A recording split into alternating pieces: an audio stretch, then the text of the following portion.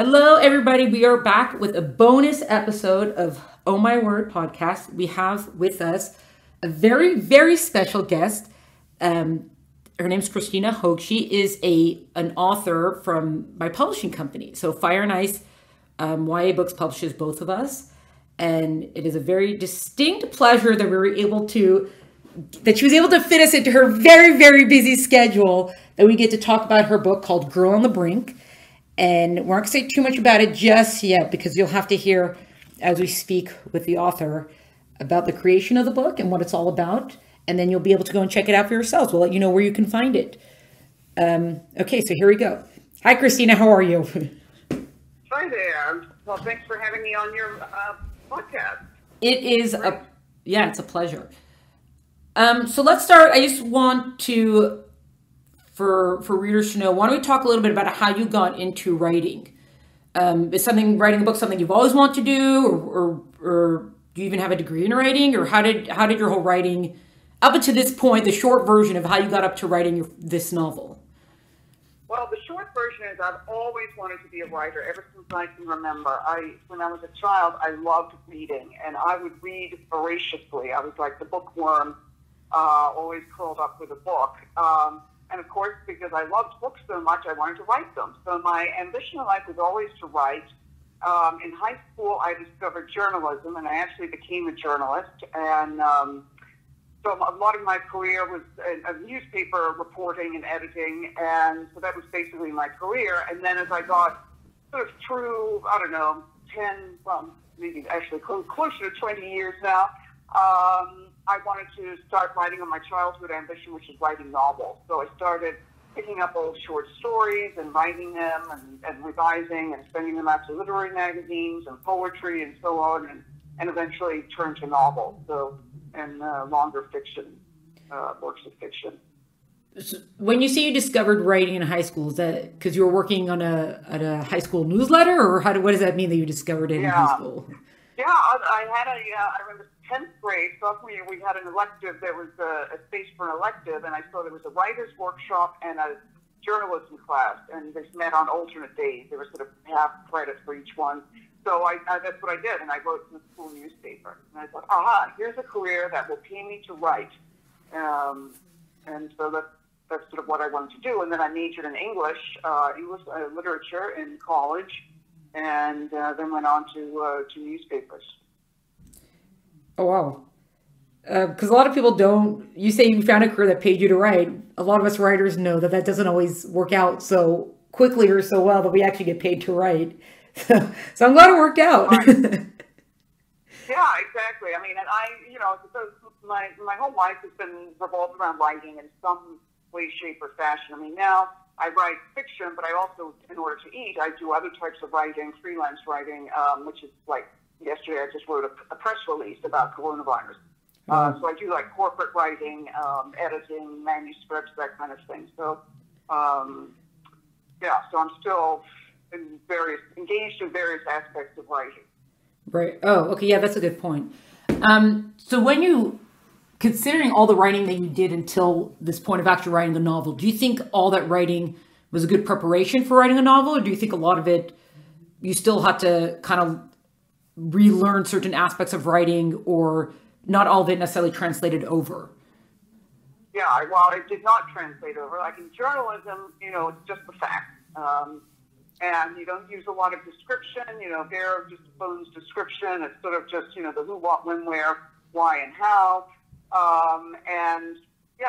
You can't make anything up, So writing fiction is a completely different experience. It's very subjective.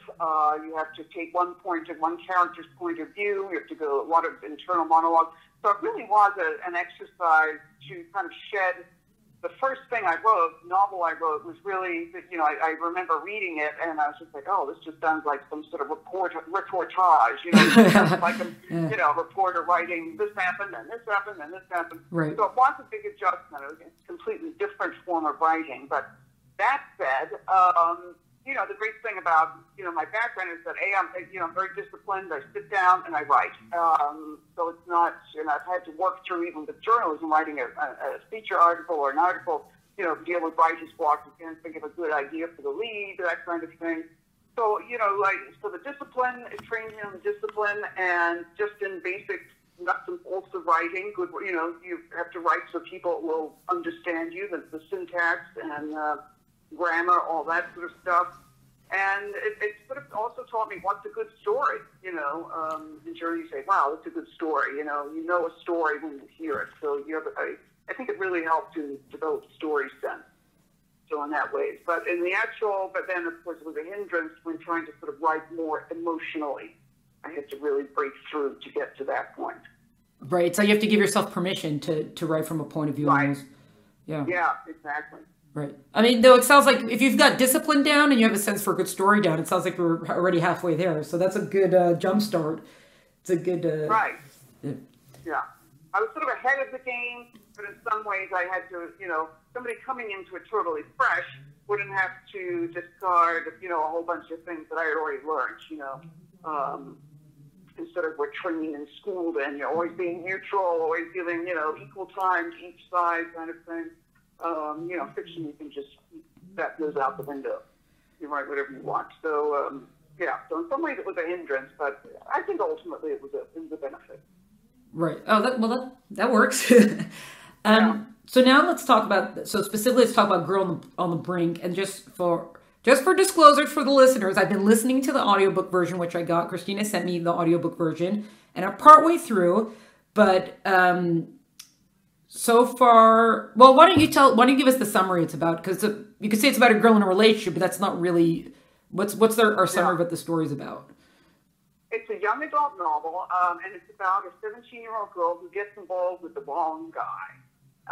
And she gets involved in an abusive relationship. And it's the story of how she gets involved and it gets herself out of the relationship, and then what happens afterwards, which is when the guy really starts going after her. And it's a story that was loosely based or sort of inspired by something that I went through. I didn't go through as a teenager, but as an adult, in an abusive relationship. Mostly like sort of real, intensely emotional abuse.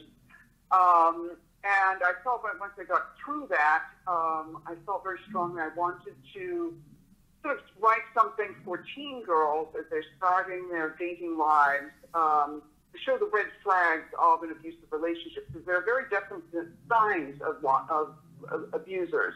But if you don't know what they are, and let's face it, nobody tells you what they are, you mistake them. For example, like possessiveness. Somebody's very possessive, and they're always, calling you, and they want to hear your voice, and they, can't let you out of their sight, and you might think, oh, he's just so into me, Right. But really, it's controlling. That's controlling behavior, and that's a classic sign of an abuser. So that was my aim with this book, was sort of to write an entertaining story, but at the same time that had lessons to impart, that readers could take something away from it.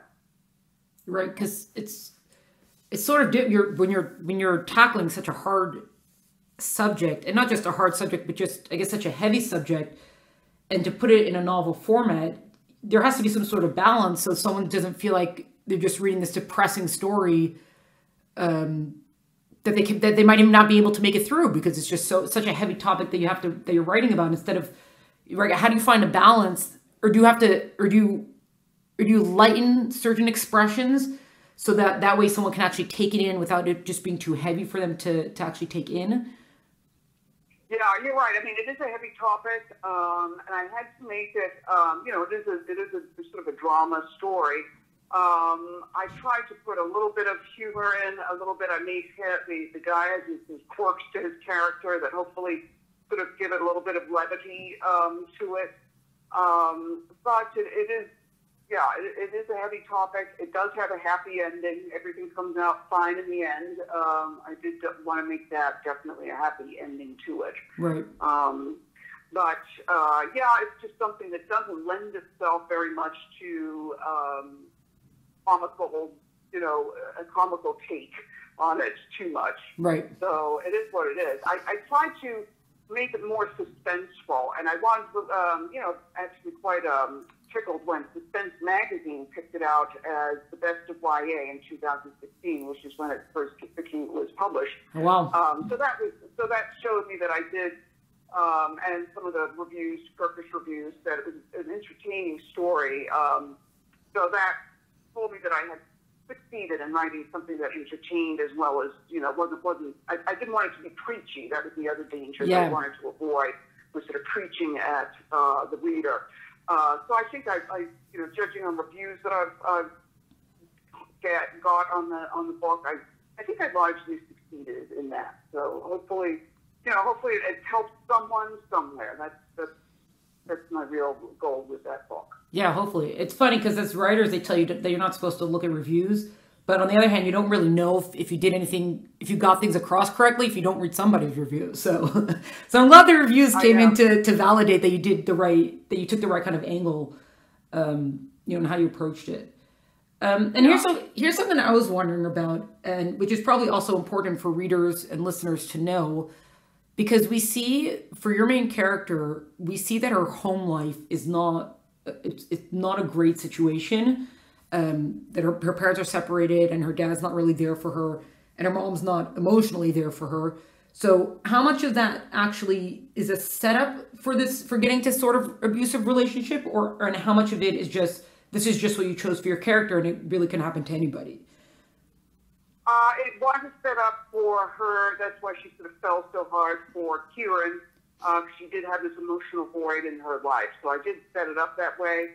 But I thought it also, I think it's reflective of family situations these days. My parents were divorced and it was a whole big drama when I was in high school, actually. So I did take a lot of that and put into the book.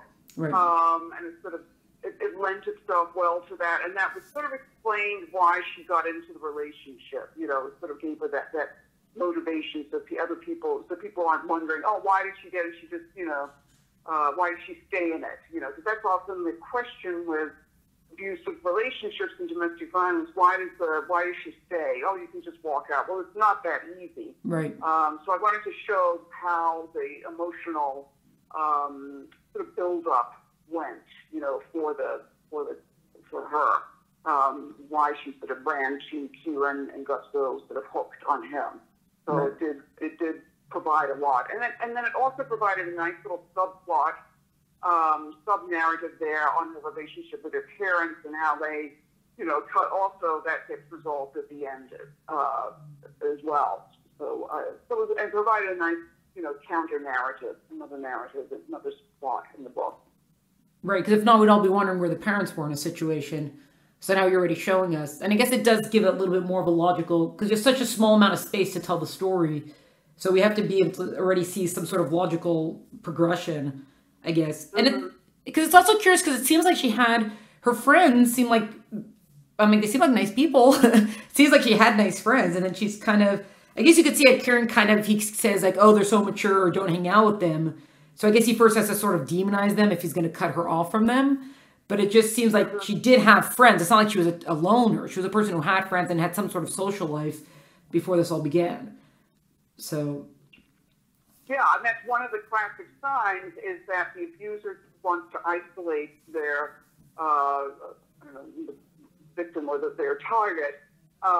If they cut them off from friends and family. That's one of the first things. They kind of isolate the target so he can do whatever he wants, kind of a thing, and to take control. It's all about control in the end.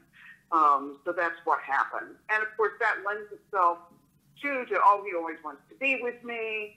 And a lot of, it even happens in an adulthood, in a new romance, everything tends to be about, you focus on that person and everything else sort of drops away. And there's often that happens in high school when, we get carried away with, new boyfriends and relationships and suddenly drop the friends and, all you want to be with is just that, boyfriend or girlfriend. So it had that aspect to it, as well as the abusive, controllingness.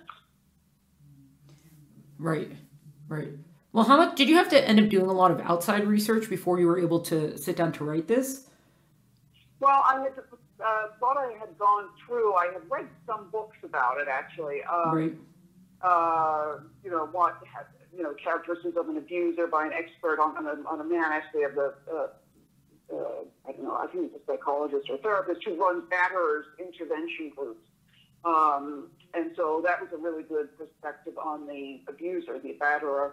And then I read books on just what, personalities of abusers, and what's the other book? Borderline personality disorder, things like that. And I'd also gone to a support group, and that also got written about in the book. She goes to a support group, which was really a key thing for me, and I think a key thing for anyone. You get a lot out of being around or getting support from other people who've gone through a similar thing that you've gone through. So nobody knows us like other people who've been in the same shoes, in your same shoes. So all that. So I did do some research, just as a part of my own research into what I went through. Right. Oh, right. Yeah. Right. Well, because how much of I guess it's probably both, but how much of a support group is you're learning from other people how to deal, and how much of it is, don't worry, other people have gone through this too, and there is a way to deal? Yeah, I mean, it's one of those things that you think you feel very alone, and you feel really embarrassed and ashamed and sort of humiliated that you went through this. Right. And that when you go to the support group, everybody else sitting around the table feels that same exact way, and it's sort of like, oh, I'm not alone. Other people have, gone through this. Other people fell for this, and you hear their stories, and you're like, wow, that happened to, he said that to her. He said, my guy said that to me. Oh, wow. It's kind of, I mean, it was just like kind of this amazing experience that I looked around and, they were all me and I was all them. It's kind of a thing. So it's very validating. It just validated the experience and just let you know you're not alone. So right. I highly recommend that for anybody who's going through anything that you can find a support group. Right. And also when you're doing this research, and so you probably ended up with much more information that makes it in. So then do you then focus on, okay, we're going to make sure that certain, let's say there's 10 points. So we're going to make sure that the 5 points that everybody agrees on that you see all the time, we're going to make it in? Or how do you then take all this research, all this information that you've done, and you now have to kind of squash it in to one book? Unless you just say, okay, I have to just make sure that he's believable enough, as an abusive person. So I just have to make sure that certain things are checked, and I don't have to include all the other research, because then it just becomes a research book and it's not an actual novel at that point. Right, exactly. You have to the danger is you can always over-research, and then you want to sort of shoehorn it all in, because, hey, I did all the work, and I can I know all about it now, and I can shoehorn this little fact and this little thing, and so you do have to kind of, sift through, and what basically you have to just keep in mind is it's what serves the story. So what serves the story is ultimately what has to go in. If it doesn't serve the story, it doesn't have to make it in. And you also, it's your creation. Real life is messy. Nothing is neatly tied up in a little box with a bow on it. So, I think as writers, we have to give ourselves license to deviate or do something that may not be in the book, not be tried and true to the rules, or, something a little different. Because you find that in real life, people don't always fit every single criteria, in a book, in a psychology textbook or what have you. So, but ultimately it has to be about what serves your story and what serves your character's journey. Right. Oh yeah, that makes sense. Because a lot of times, if something's fact-based and someone finds something that's inaccurate, then they just jump on it right away and they'll chuck the whole book just because that one fact wasn't suited. But I guess it sounds like when you're dealing with people, because no one is an absolute, as long as it's not absolutely unbelievable, you could put in, you could have, because it is a novel at the end of the day, it is fiction. Right.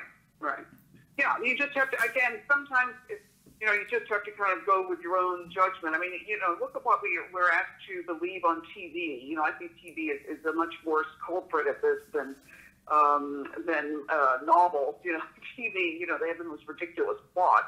That's true. Police shows and CIA shows and all these kind of things. You know, completely unbelievable. You have to really suspend a lot of disbelief, but we do it, you know, because we're along for the ride. Right, right. That's a good point. Keep that in mind, but you do want to ground it in reality, that it's not, you know, again, it doesn't become something so ridiculous that somebody just closes your book and says, oh, they don't know. This author doesn't know what she's writing about. Right, right. So, right. That's actually a good point about TV, because if anyone would probably walk into a police station or into a forensics lab, would be like, why do you do X? And they'd probably think we're crazy. What do you mean? TV shows it all the time. Yeah. You know, like, if they do it like that on CSI. Yeah. Yeah. Oh, man.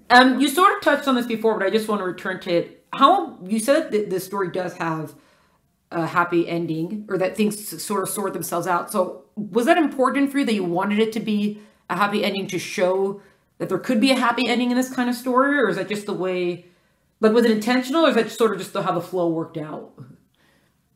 I wanted it to be a happy ending. Number one, I was writing for teenagers and young adults, so it was important for me to show that you can come through and you know, live your life with this kind of experience.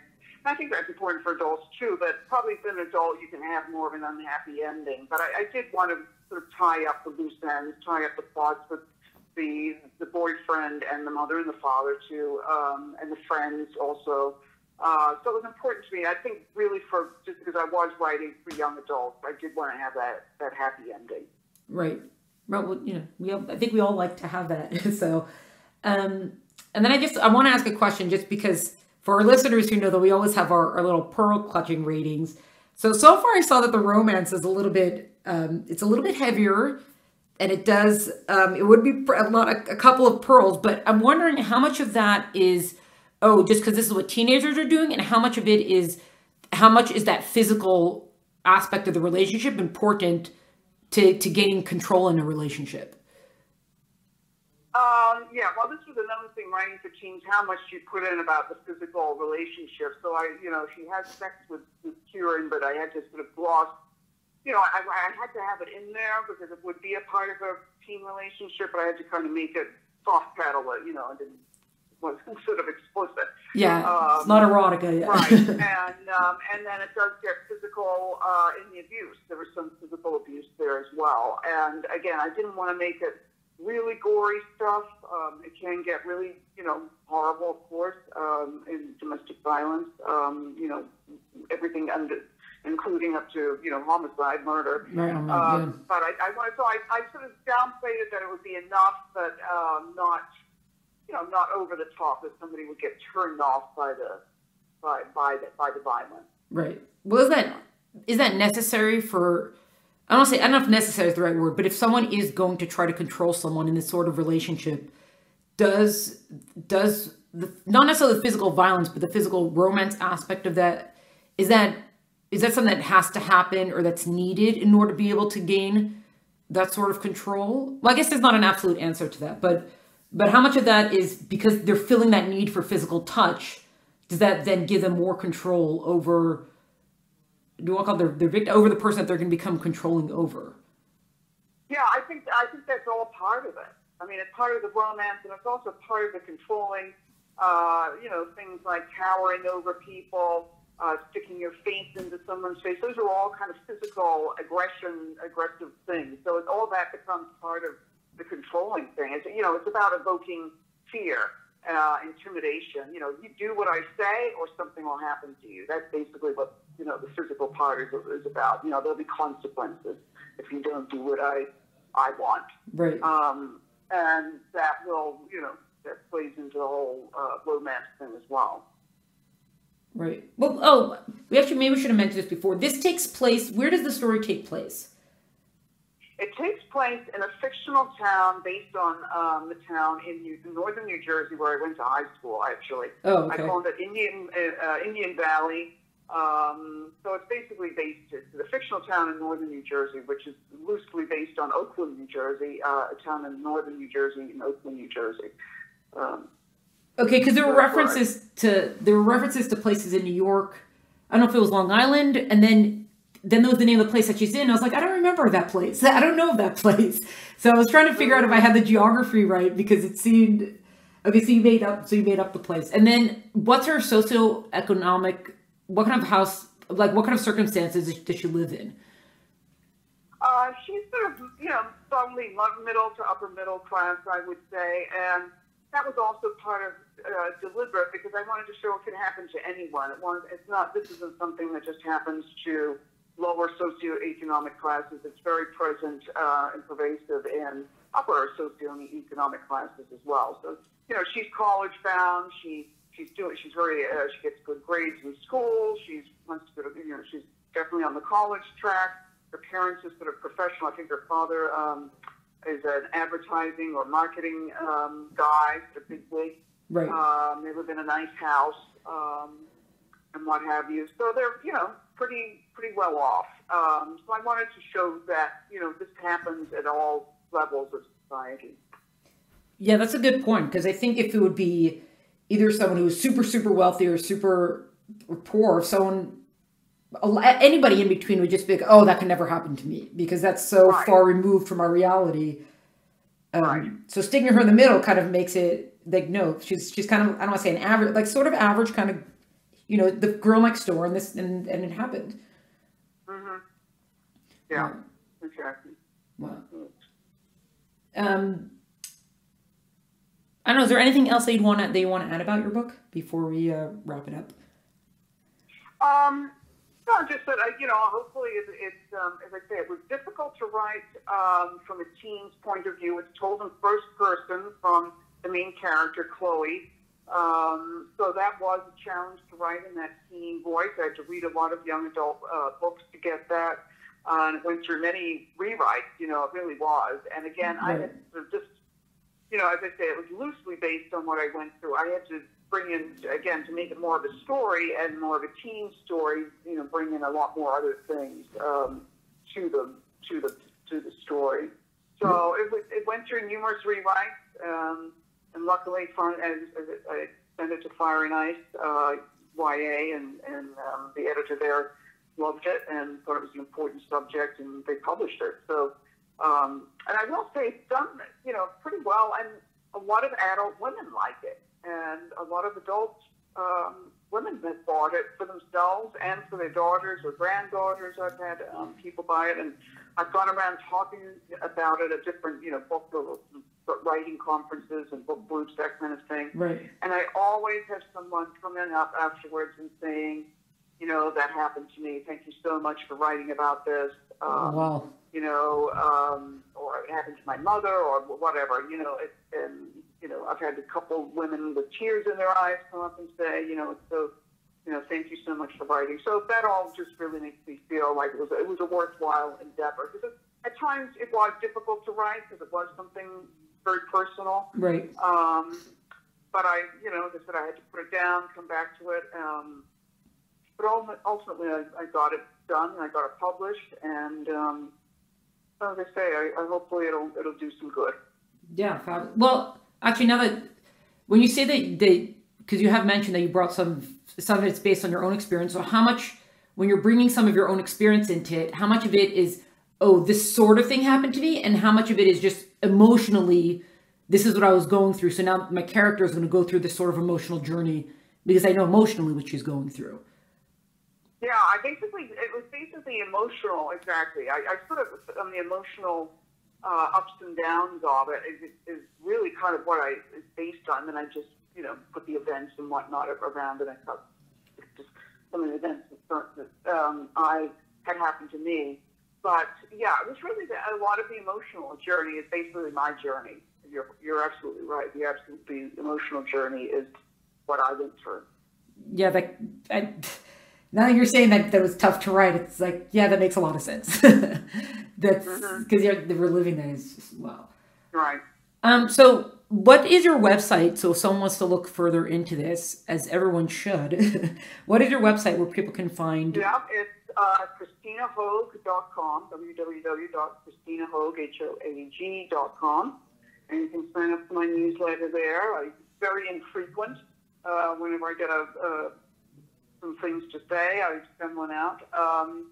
And yeah, and take a look at the book and my other novels. Christina Tattoos is there, and just a bunch of short stories and all kinds of things that I've written, short stories, essays, and other things. Are you working on something else now? Or you're waiting for the next idea to strike? I'm working on an adult mystery novel. It's actually set and has some of the same characters from Girl on the Brink. It's set in Indian Valley, New Jersey, and it's a mystery, and it's dealing with another big topic of sexual assault and stuff, and it has two mystery plot lines, one of which is contained in a true crime podcast. So there's like a podcast, some episodes that go through the story, and then the main narrative of it. Oh. But it's got some of the, it's got some of the same characters. Chloe's in there, but she's a minor character. Some of the same characters. It sounds like you have your made up place is now a whole new world of writing ideas for you now.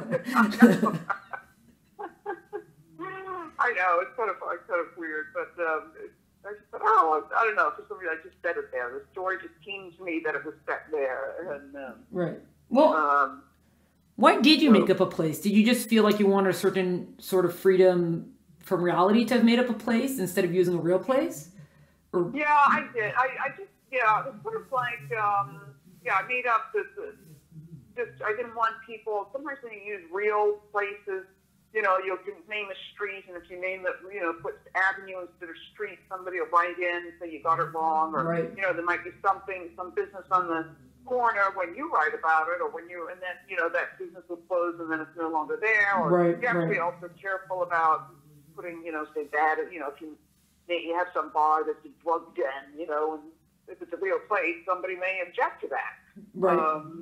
So I just thought I just made it a fictional town. Kind of like, in the Twilight books, the town of Forks is a fictional town in the state of Washington. So there's a mixture of, it's a fictional town, Indian Valley, but I do reference real places in New York, for example, in New York City, right.